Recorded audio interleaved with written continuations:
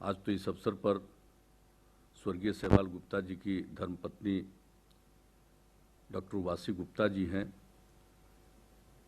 स्वर्गीय सहवाल गुप्ता जी की बेटी डॉक्टर अस्मिता गुप्ता जी की है।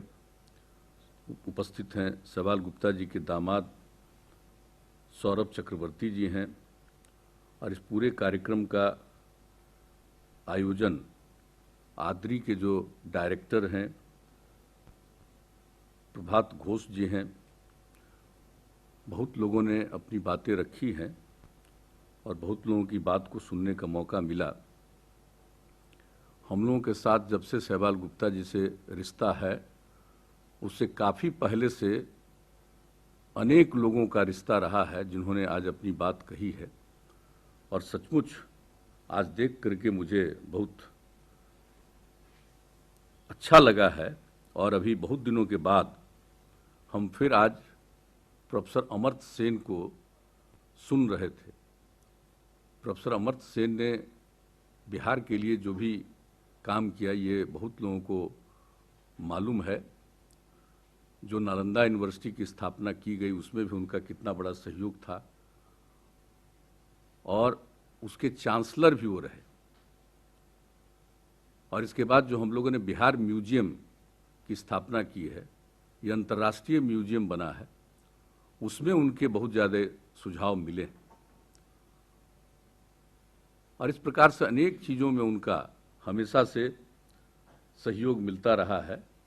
और जो पीडीएस है, जन वितरण प्रणाली है, उसके बारे में जब केंद्र से बात चल रही थी तो उन्होंने उस समय भी मुझसे बातचीत की थी और उनसे बातचीत हुई थी। उसी के आधार पर जो ग्रामीण क्षेत्रों में 85% आबादी को लाभान्वित किया गया और शहरी क्षेत्रों में लगभग 73% को, इसमें भी इनकी बहुत बड़ी भूमिका थी। तो आज मुझे देखकर बहुत अच्छा लग रहा था और जिस तरह से वो सहवाल जी के बारे में भी इतनी बात जानते थे और इतना उनका अच्छा रिश्ता था, मुझे बहुत अच्छा लगा। और अनेक लोगों ने जो बातें कही है और हम लोग तो जितना सहवाल गुप्ता जी को जानते थे और जो कुछ भी हम लोगों ने देखा है जब से उनसे हम लोगों का परिचय हुआ है और जो भी उन्होंने काम किया है, हम लोग तो उनको एक मानते थे कि अर्थशास्त्री हैं, समाजशास्त्री हैं और किस तरह से उन्होंने आद्री की स्थापना की और ये काम शुरू हुआ।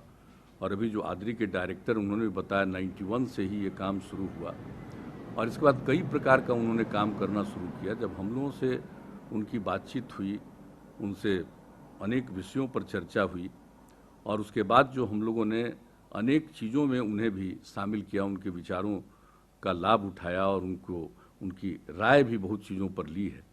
वैसे वो तो अनेक विषयों के जानकार थे और वैचारिक रूप से वो एक कम्युनिस्ट थे, लेकिन फिर भी उनका रिश्ता ऐसी कोई पार्टी नहीं है जिन पार्टी के नेताओं के साथ नहीं था।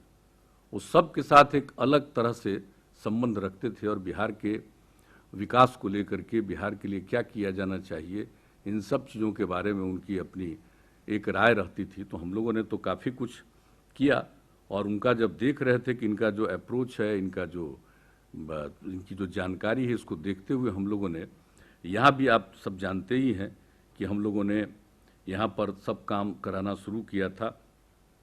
जो आर्थिक सर्वेक्षण रिपोर्ट 2008 से ये इसका बनना शुरू हुआ बिहार में और उनकी मदद से ही ये तैयार हुआ। और चूंकि आद्री में काम देखते थे तो सिर्फ आद्री से ये काम नहीं चल सकता था, उन्हीं के साथ परामर्श के साथ हम लोगों ने centre for economic policy and public finance गठित किया और उसी में आर्थिक नीति और लोक वित्त केंद्र इसको कहेंगे। और ये हर साल आर्थिक सर्वेक्षण तो तैयार किया ही जाता है, लेकिन लोक वित्त की नीतियों के बारे में, अन्य सभी चीज़ों के बारे में कि क्या किस प्रकार से होना चाहिए, इसके बारे में उनकी राय मिलती थी। तो एक बहुत उनकी भूमिका रही है हम लोगों के साथ। और आप जानते हैं कि बिहार को विशेष राज्य का दर्जा मिले, इसको लेकर के हम लोगों ने काफ़ी अभियान चलाया। तो विशेष राज्य के दर्जा पर भी उन्होंने बहुत सारी बातें कही और उस पर अपनी बातें तो कही ही। और उसके बाद जो उस समय जो यूपीए की सरकार थी, तो जहाँ तक मुझे स्मरण था 2013 में कमेटी बनी और उसमें जो कमेटी बनी रघुराम राजन कमेटी बनी और उसमें उन लोगों ने कहा, तो बिहार की तरफ से और हम लोगों ने अपनी तरफ से उसमें सहवाल गुप्ता जी को ही शामिल किया एक सदस्य के रूप में, तो उनकी रिपोर्ट आई। तो हम लोगों का तो एक उनके साथ इस प्रकार का रिश्ता रहा, लेकिन उनको हम देखते थे कि कितने प्रकार के कामों में, और उनके आदरी में कितनी बार जाने का मौका मिला है, उनके घर पर कितनी बार जाने का मौका मिला है, उनके साथ कितनी बार बातचीत हुई है। ये सब तो विभिन्न विषयों पर उनसे चर्चा हम लोगों की होती ही रहती थी, लेकिन हम उनको देखते थे, वो किसी भी चीज़ विषय पर हमेशा उनका लेख छपता था।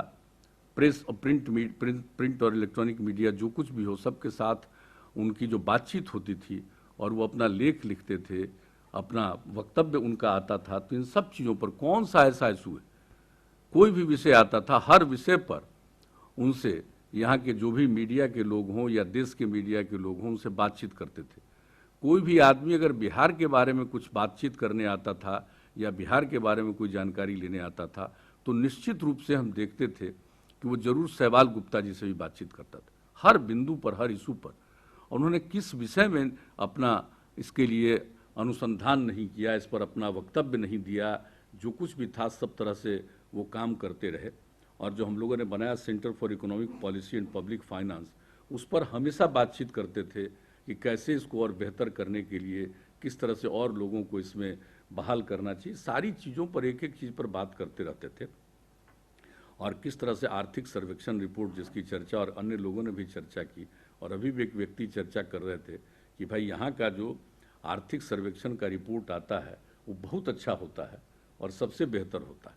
तो ये तो एक अलग विषय है, इसमें तो एक्सपर्ट लोग देखेंगे, लेकिन बिहार की जो आर्थिक स्थिति है उसके बारे में तो ये करते ही थे। लेकिन हमने इनको देखा है हमेशा कि हर चीज़ पर, और हमने जब देखा एक बार कि इनका जो आदरी था, इसने भी एक रिपोर्ट, जो हम लोगों ने शराबबंदी लागू किया 2016 में, तो जो महिलाओं की मांग पर ये सब कुछ किया गया और इसके लिए किस तरह से गंभीरता से किया गया, तो इन्होंने एक सर्वेक्षण करवाया और वो रिपोर्ट आई थी 2016 में ही सर्वेक्षण कराया, उसके अंत तक रिपोर्ट आई कि आखिर जो शराबबंदी बिहार में लागू हुआ इसका क्या क्या फ़ायदा है, और किस तरह से बात कही, एक एक बात कही, और कहा कि देखिए लोगों के बीच में शराबबंदी लागू होने से अब दूध की खपत बढ़ गई, शराब नहीं पीते हैं, अब दूध पीते हैं। ये कितनी एक अच्छी बात इन लोगों ने अपने रिपोर्ट के माध्यम से दी थी। तो कई प्रकार से हम देखते रहे, हर तरह से देखते रहे। अंतर्राष्ट्रीय सेमिनार का आयोजन करवाया, और उस समय के तत्कालीन राष्ट्रपति, जो अब इस दुनिया में नहीं है, स्वर्गीय प्रणब बाबू भी आए थे। हम लोग भी इनके हर कार्यक्रम में चले जाते थे, हर तरह से देखते थे कि किस तरह से ये एक एक चीज़ को ऑर्गेनाइज करते रहे हैं। ये हर प्रकार से क्या होना चाहिए, बिहार झारखंड दोनों को मिला करके ये काम करते रहें, आगे का क्या विजन होना चाहिए, तो इस सब चीज़ों पर वो करते रहते थे। और इसके अलावे कितने चीज़ों पर एक एक काम इन्होंने किया है, हर तरह से कितने सम्मेलनों का आयोजन इन्होंने किया है, ये हर किसी को मालूम है। तो हम लोग तो इनके साथ जब भी किसी कार्यक्रम में बुलाते थे, इन्होंने तो मार्क्स के जीवन पर भी आयोजन कराया था। तो हर तरह से हम देखते थे कि एक एक चीज़ में इनकी दिलचस्पी थी। और इनकी तबीयत पिछले कुछ वर्षों से खराब थी, तो एक बार जब इनकी तबीयत खराब थी, यही पारस में ही जहाँ इनका निधन हुआ, इसमें ये दिल्ली में इलाज कराते थे, उसका जब आकर के बिहार में उनको पारस पर पूरा भरोसा हो गया। तो आज पारस के जो मालिक हैं उनसे लेकर के, और जो हमारे ये पुराने हई साहब डॉक्टर हैं, बड़े प्रख्यात डॉक्टर हैं, इन सब लोगों ने अपनी बात यहाँ पर रखी। तो एक बार जब ये पारस में थे, आज से 2 साल पहले, हम इनको देखने गए थे। अब इनकी तबीयत जो खराब रहती थी, इसके बाद भी वो निश्चित रूप से बात करने लगते थे। कभी कभी तो हाथ जोड़ करके हम लोग कहते थे कि भाई अपना ये मुंह पर जो लगा हुआ है इसको मत हटाइए, आप अपना देखिए। एक एक चीज करते थे और हर चीज में व्यस्तता रहती थी, किसी भी काम को नहीं छोड़ते थे।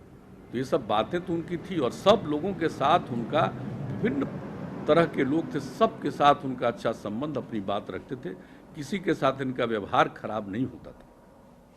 अपनी बात को भी स्पष्टता के साथ रखते थे, लोगों से बातचीत भी करते थे, और जो भी बिहार के विकास के लिए क्या होना चाहिए, इन सब चीज़ों के बारे में, या जो कुछ भी हो रहा उस पर भी अपना एक ओपिनियन, हर तरह से लोगों को जागरूक करने के लिए भी प्रयास करते रहते थे। ये बहुत बात। इनकी तबीयत पिछले कुछ सालों से तैयार हो गई थी, खराब हो गई थी, तो हम लोगों को तो चिंता होती थी, लेकिन हम देखते थे कि उसके चलते ये चिंतित नहीं रहते थे, काम करते रहते थे।